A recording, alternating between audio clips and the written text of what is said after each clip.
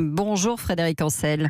Bonjour. Merci d'être avec nous en direct sur Europe 1. Vous êtes maître de conférence à Sciences Po, spécialiste du Moyen-Orient. L'Iran promet une vengeance terrible. Quel genre, à ce stade, doit-on craindre? Quel genre de représailles?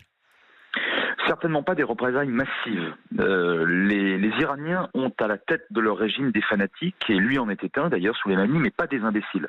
Ce sont des gens qui sont très prudents sur le plan géopolitique. D'ailleurs, notez que depuis 1979, et l'arrivée au pouvoir de Khomeini, l'Iran n'a jamais officiellement fait la guerre. L'Iran n'a jamais conquis de territoire, officiellement en tout cas. Donc on joue sur des réseaux. Lui était évidemment à la tête du principal réseau moyen-oriental pro-iranien, mais vous voyez, on est quand même chez des gens relativement prudents. Alors, en revanche, vis-à-vis de l'opinion publique iranienne, il est absolument inimaginable que le guide suprême ne fasse rien. D'abord parce que ça a été très bien dit dans vos reportages et commentaires successifs, c'est quelqu'un qui disposait d'une aura importante en Iran, qui la jouait d'ailleurs, la posture de héros, mais enfin en tout cas il l'avait. Et donc, Téhéran ne peut pas ne rien faire. Alors les représailles, je pense qu'on peut les imaginer ponctuelles, ciblées, sur des intérêts américains dans la région, et il y en a beaucoup. Alors ça peut être des ambassades, ce ne sera pas la première fois, Et pour cause, on a évoqué il y a quelques instants l'ambassade américaine qui a été frappée à Bagdad il y a quelques jours.